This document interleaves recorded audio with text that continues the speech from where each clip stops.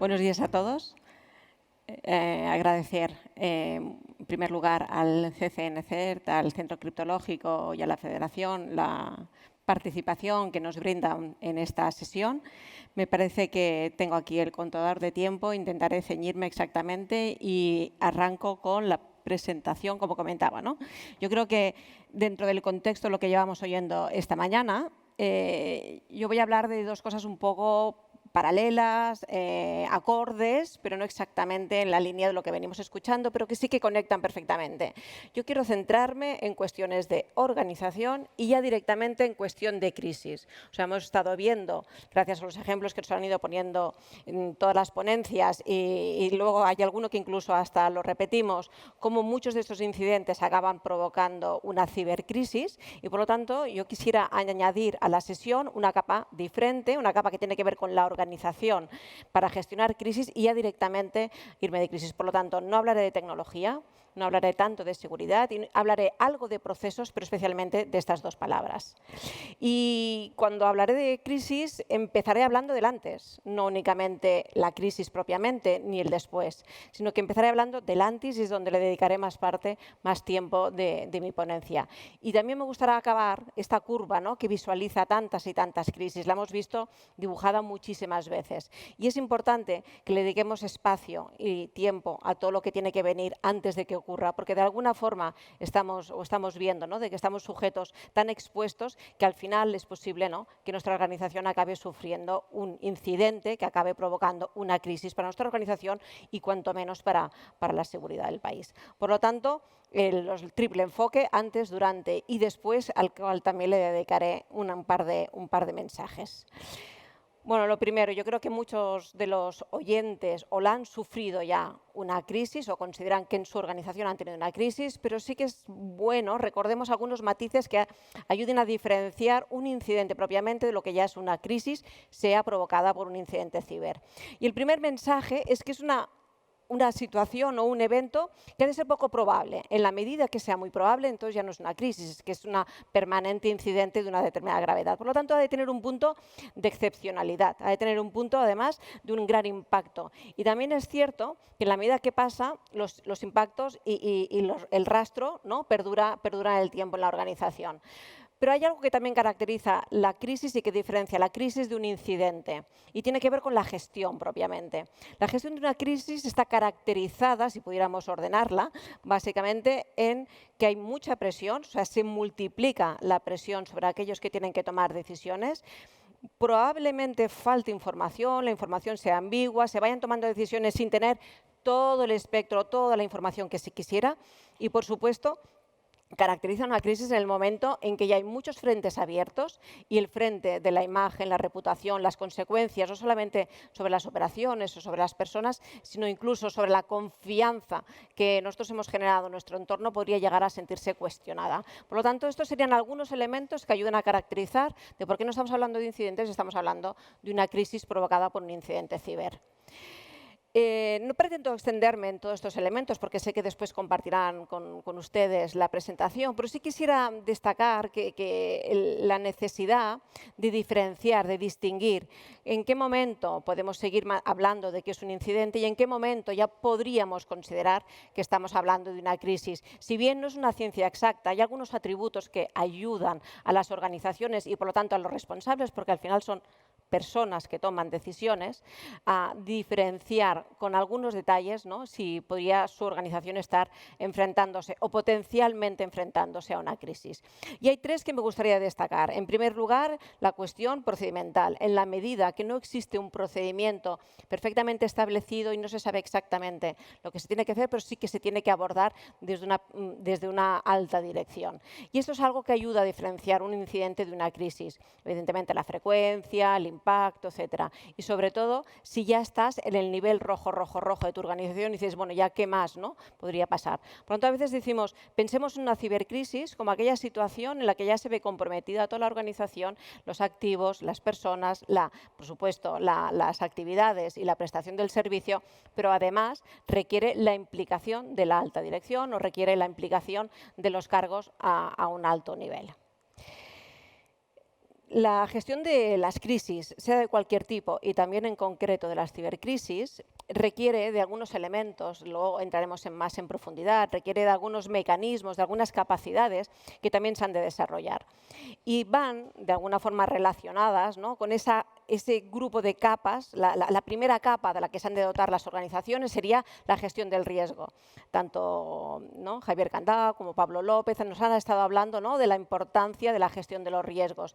Evidentemente, después hay una segunda capa muy orientada a la seguridad, a la contención, a la protección de todo eso que estaría dentro del capítulo de la capa de la seguridad. Luego hay que añadirle una segunda capa, y lo hemos visto con la ponencia anterior que hablaba de la cadena de suministro, que es la que va orientada a recuperar las actividades. Por lo tanto, en el momento en que ya ha sucedido un evento disruptivo o un evento que paraliza la actividad, serían esos mecanismos que ayudan a que la organización pueda reanudar la prestación de sus servicios, las actividades, algo que también queda muy bien recogido en el Esquema Nacional de Seguridad. Y nosotros añadimos un nivel más de madurez dentro de las organizaciones, una capa adicional que sería dotarse de esas capacidades para gestionar crisis, en este caso cibercrisis, en caso de que ocurran. Y todo esto forma parte de una trayectoria que entendemos que conduce a hacer organizaciones más resilientes, a hacer organizaciones que no solamente soportarán y responderán, sino que de alguna forma se recuperarán y por lo tanto prosperarán en este contexto. No nos olvidemos que todo este conjunto de capas, ¿no?, de seguridades de las que se van dotando las organizaciones han de ir acompañadas desde el minuto 1 hasta la última capa de lo que sería una perfecta o excelente gestión de todas las partes interesadas. Con esta visión quisiera concentrar. Cuando hablamos de prepararse, tendríamos que hablar de prepararse mediante estructuras. Y aquí hay un amplio abanico de elementos y de trabajos a hacer por parte de las organizaciones. Pero quisiera resumirlo en dos, porque teníamos, si no, que hacer un buen levantamiento y creo que no da tiempo en esta sesión. Quisiera centrarlo en dos. El plan de gestión de crisis como la principal estructura de la que tendrían que dotarse las organizaciones para contribuir a sus capacidades y toda la parte que tiene que ver con las capacidades de las personas. Por lo tanto, uno es generar, estructurar mediante un buen documento el plan de gestión de crisis, podría ser el plan de gestión de crisis provocadas por incidentes ciber, y luego las capacidades de las personas que han de llevar a cabo y utilizar ese plan de gestión de crisis. Por lo tanto, todo esto se ha de hacer antes de que ocurra propiamente un cibercrisis, un incidente ciber que podría llegar a provocar una situación de crisis. ¿Y cómo situaríamos los diferentes elementos en esa curva que hemos visto al principio de la presentación? Pues de alguna forma el plan de gestión de crisis tendría que ir alineado, creo que se ve exacto, tendría que ir alineado o iría orientado a dar respuesta en esa franja en la que de una forma ya muy proactiva, muy preventiva, se tiene conocimiento de que ha habido un incidente relevante, se ha podido clasificar con la envergadura y la dimensión o con la incertidumbre que eso genera, con el potencial impacto que eso puede tener y, por lo tanto, se activa el plan de gestión de crisis. Ese plan de gestión de crisis no suplanta ninguno de los planes de los que hemos estado trabajando a lo largo de la mañana y que hemos estado viendo, sino que complementa los mecanismos de gestión de las propias organizaciones. Y nuevamente decir, este plan de gestión de crisis tiene que ir acompañado de dos planes que pueden estar embebidos, puede ser un capítulo o pueden ser planes en sí mismos. Todo depende también de la dimensión de la organización, que es propiamente un plan de comunicación. O sea, las cibercrisis, y lo hemos visto con los 2 o 3 ejemplos que hemos estado viendo a lo largo de la mañana, tienen una componente de atracción de los medios de comunicación importante y, por lo tanto, hay que tener estructurada la capacidad de respuesta y de gestión de la comunicación.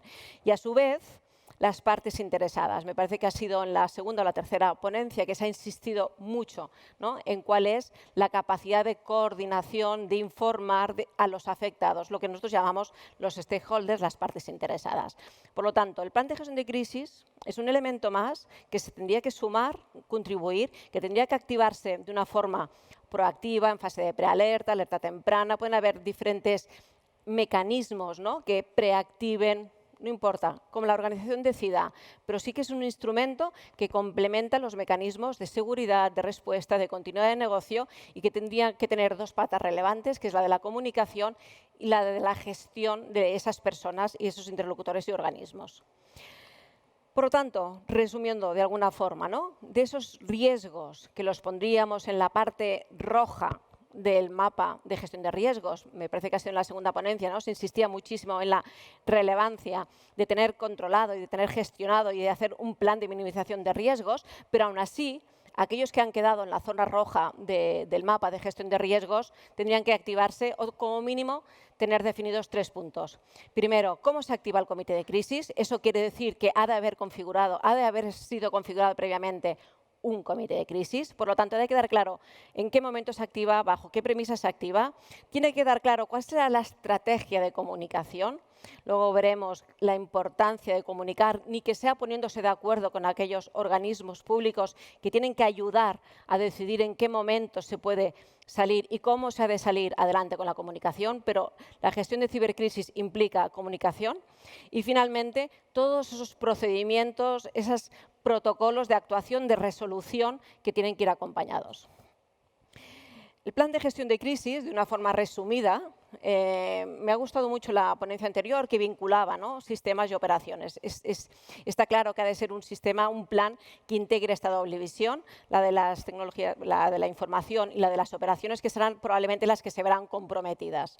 En todo caso, ¿qué ha de contener? Y aquí apuntamos, en primer lugar, los niveles de alerta. Hemos hablado incluso de prealerta o de alerta temprana. Los niveles de alerta a partir de los cuales se puede determinar o predecir el nivel de gravedad en el que se está o en el que se puede acabar. O sea, a mí me ha gustado mucho cuando se insiste en la potencialidad, el impacto potencial. Eso el plan de gestión de crisis lo tiene que contemplar y, por lo tanto, tiene que establecer qué mecanismos que de forma preventiva se tendrán en cuenta en caso de que ese potencial riesgo se materialice. En todo caso, tiene que tener criterios, en la medida de lo posible, lo más claro posible, para poder valorar la situación, poder calificarla y poder escalarla y notificarla.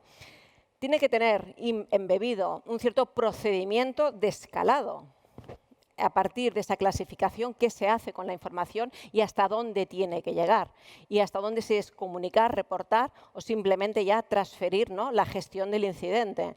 Por lo tanto, tiene que tener también definido el comité de crisis, quién forma parte de ese comité de crisis, cuáles son las personas que han sido preparadas y tienen una función y una responsabilidad para acometer la crisis. Finalmente, como todos los planes, tiene que tener un breve protocolo de actuación. Importante, no será el plan que se irá a mirar en el momento de la gestión de crisis, pero sí se ha trabajado previamente, quedará pautada la respuesta con todos los frentes a los que hay que actuar y, como en todo, hay que dotarlo de medios, hay que dotarlo de recursos, hay que dotarlo de canales de comunicación. Por lo tanto, esta sería una síntesis. Y voy al primero, niveles de alerta. Aquí hemos querido volcar, no pretendo entrar en ese nivel de detalle, pero sí que hemos querido mostrar que a partir de la tabla establecida en la 817 ya nos pauta, nos ilustra que aquellos que son alto, muy alto o nivel crítico podrían ser considerados un nivel de crisis y, por lo tanto, las organizaciones ya tendrían que tener dotados, ya tendrían que tener definidos esos comités de crisis. En todo caso, hay criterios propiamente de los que venían articulados a través de la Guía Nacional de Seguridad, pero hay otros criterios que los hemos dejado en blanco porque forman parte de la decisión del trabajo que tiene que hacer cada una de las organizaciones, esos otros atributos que pueden ayudar a discernir en qué momento ese incidente es de una determinada gravedad o un determinado potencial y, por lo tanto, requiere la activación del comité. Por lo tanto, de forma resumida, tablas, criterios, elementos para poder discernir en qué momento no se toman las actuaciones únicamente a nivel de la gestión del incidente,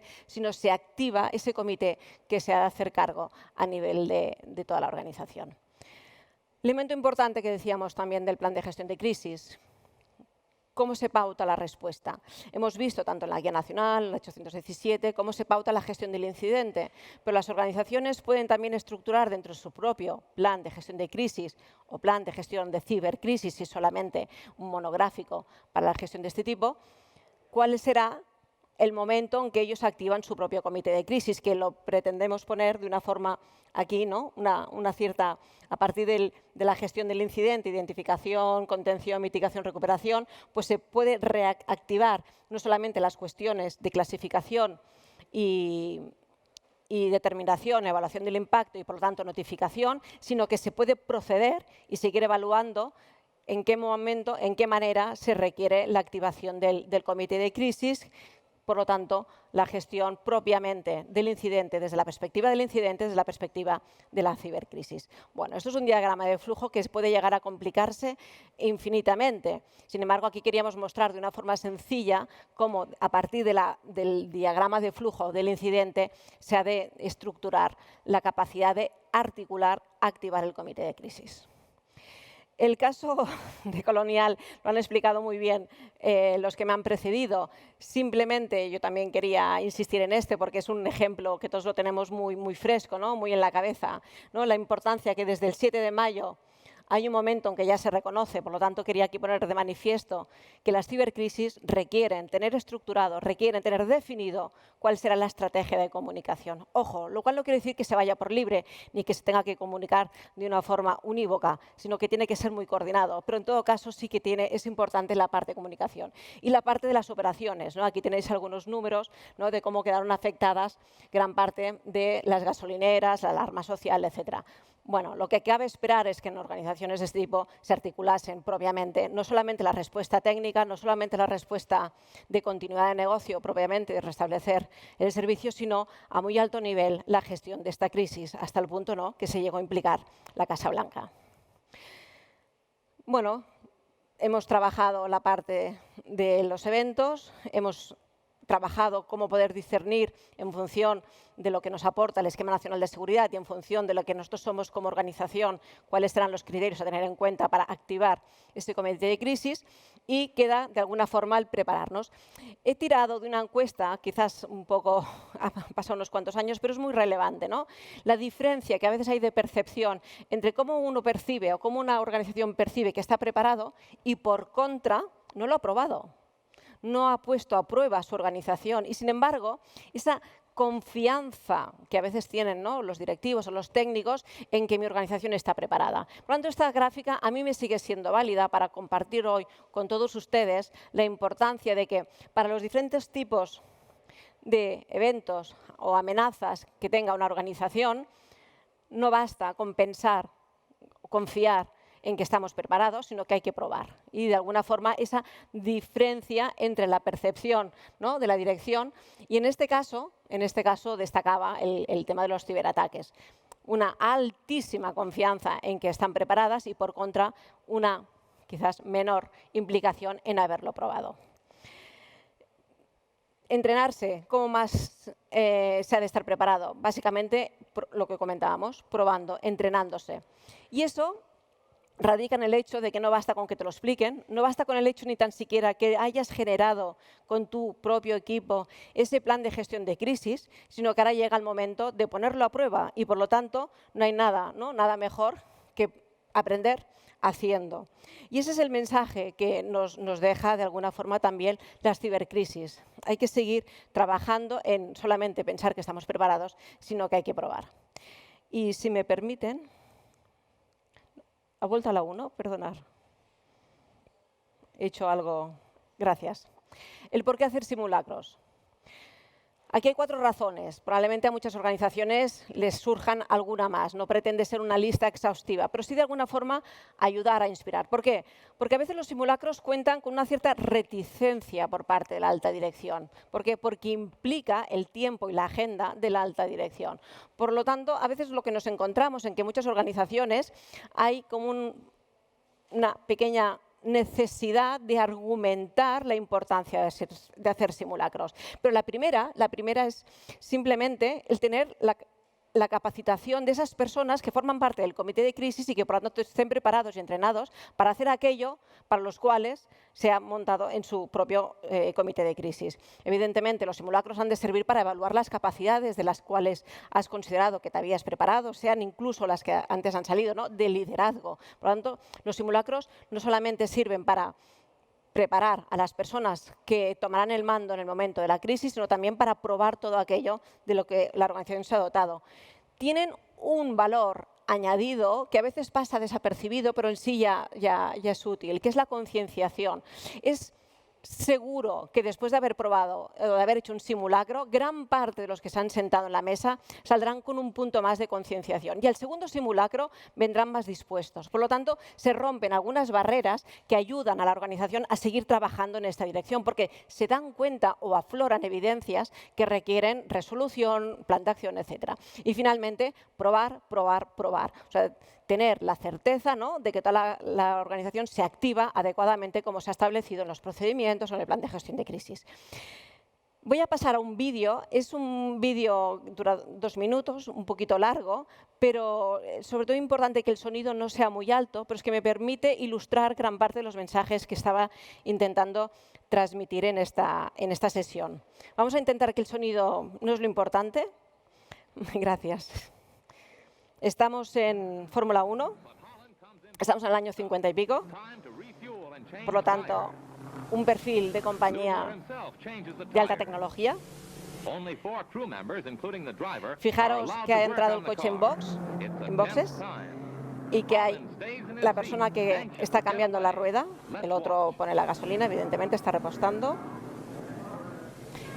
Es probable que muchos de vosotros hayáis visto este vídeo. Simplemente yo lo he querido volver a utilizar porque ilustra parte de los mensajes que luego quiero transmitir. Y bueno, si no, cuanto menos lo habréis conocido. Ahora va a dar la vuelta, va a cambiar la segunda rueda.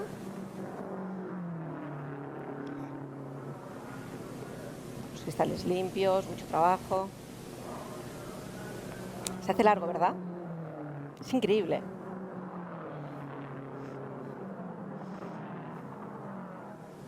Los demás miran. Perfecto. 67 segundos. Se ha hecho largo. Le ha cambiado las 2 ruedas, le han repostado 67 segundos. Bueno, saltamos en el tiempo. Yo formo parte del equipo. Permitirme 1, 2, 3, 4, 5, 6, 7, 8, 9, 10, 11, 12, 13, 14, 15, 16, 17, 18, 19, 20, como unas 20 personas. Ha cambiado el panorama. Ya no es cuestión de 4 para hacer lo mismo probablemente o mucho más, pero en todo caso un nivel de preparación. ¿Están todos preparados? 1, 2, 3. 3 segundos. 3 segundos. Bueno, ¿qué quiero transmitir con este vídeo? 3 mensajes. El primero, entrenarse simulacros o la gestión de crisis va de equipo, va de trabajar en equipo y va de prepararse y entrenarse en equipo. El simulacro no es cuestión de unos pocos o de unos pobres técnicos únicamente, sino de equipo y de integración vertical. Segundo mensaje, va de distribuir roles y funciones. Lo que antes hacían un grupo pequeño de personas, que uno hacía de todo, ahora pasan a ser un grupo mucho mayor. Por lo tanto, en la medida que se prepara el simulacro, se acotan esas funciones que permiten acortar los tiempos de respuesta. Y el tercer mensaje es que los simulacros ayudan a identificar esos cuellos de botella. Esa persona que tenía que hacer 3 y 4 cosas, eso aflorará en el simulacro. Que todos lo hemos vivido en una situación de crisis, al final todo recae, o una gran parte del trabajo recae sobre una persona. Por lo tanto, los simulacros sirven para trabajar en equipo, para identificar y asignar funciones de una forma más fragmentada, pero que permitan ganar tiempo. Y tercero, identificar esos cuellos de botella, sea de personas o sea de recursos, pero que durante la crisis muy probablemente aflorarán. Por lo tanto, también quería comentar, cuando organicéis un simulacro, tener en cuenta elementos propios de una crisis para que tenga sentido. Y luego, el último mensaje. Yo he dicho que hablaría de las crisis antes, que es cuando hay que prepararse, el durante, que es cuando hay que articular todos esos mecanismos de los que la organización se ha dotado, y el después. Y el después es tanto o más importante que el antes y vuelve a empalmar, ¿no? El aprender de las crisis. Comentábamos, o la hemos vivido, o la han vivido nuestros compañeros, o hemos estado a punto y la hemos conseguido evitar. Y aquí os quería transmitir la importancia de analizar las cibercrisis desde una perspectiva de la organización, no únicamente de una perspectiva técnica, ¿no? Esas prisas que a veces tenemos por cerrar la carpeta del incidente o por cerrar la carpeta de la gestión que se ha cometido no ayuda, no contribuye a que el día de mañana estemos situados en otra posición. Por lo tanto, aquí os dejamos de alguna forma esas 6 perspectivas, 6 bloques, 6 ámbitos que nosotros entendemos que cuando se hace un análisis de una post-crisis tendrían que tenerse en cuenta. El riesgo, por supuesto, lo tenía y eso requiere hacerse muchas preguntas, ser crítico y de alguna forma un poco incómodo probablemente, pero que ayudan a mejorar para el día de mañana. En primer lugar, preguntarse, ¿ese riesgo lo teníamos contemplado? Y es más, ¿estaba suficientemente bien analizado? ¿Estaba bien evaluado? Quizás ha de cambiar en su posición. Segundo, ¿teníamos los planes, teníamos los procedimientos, teníamos los mecanismos para responder adecuadamente? ¿Lo hemos escrito? ¿Lo sabía todo el mundo? Aquí surgirían muchas preguntas alrededor de la planificación. Tercero, ¿nos hemos organizado adecuadamente? ¿Hemos estructurado la respuesta puertas adentro y puertas afuera con toda la cadena de valor y toda la cadena de proveedores y de suministro que antes hablábamos? Todas nuestras partes interesadas, entre ellos nuestros ciudadanos. Cuarto, ¿teníamos las capacidades operativas y los recursos para poder hacer frente a esa cibercrisis? ¿Nos hemos apoyado en aquellos que nos podían ayudar? En este caso, pudiera ser el CSIRT de referencia. Quinto, la comunicación. ¿La hemos abordado con la dimensión y la importancia que eso requiere? ¿La teníamos bien pensada? ¿La teníamos mínimamente estructurada y preparada? Pero no solamente la externa, sino también la interna. ¿Sabían nuestros propios trabajadores a lo que nos estábamos enfrentando y cómo estábamos trabajando? Por lo tanto, la comunicación es un bloque en sí mismo. Y finalmente, ¿qué tiempo, qué espacio le estamos dedicando a cerrar esta crisis, a aprender de ella? Y por lo tanto, no únicamente a recuperarnos, sino a que nos sitúe esos aprendizajes en una posición mejor para el día de mañana. Por lo tanto, aprender de la experiencia. Aquí os dejamos algunas de las conclusiones, de las top recomendaciones. Estas serían como las piedras en las que, de una forma reiterada, solemos encontrar cuando hacemos desde el Institut Cerdà, de donde yo vengo, los análisis post-crisis. Y quisiera reflejar la número 5, ¿no? Contar con estructuras de gestión. Y eso empalma con el primer mensaje, ¿no? Prepararse quiere decir en todos los frentes, en planes y en personas. Y con esto, de verdad, que acabo, simplemente insistir que si estáis interesados o queréis profundizar sobre la gestión de la crisis en el marco del Esquema Nacional de Seguridad, antes también lo ha comentado Pablo López y ha mostrado, ¿no?, pues la guía, este informe de buenas prácticas que está a disposición, lo podéis descargar directamente en la página web y allí podréis entrar con un poco más de profundidad en algunos de los aspectos que esta mañana ha pasado muy rápidamente. Bueno, agradecer al CCNCERT, al Centro Criptológico nuevamente y a la Federación. Muchas gracias por vuestra atención. Gracias.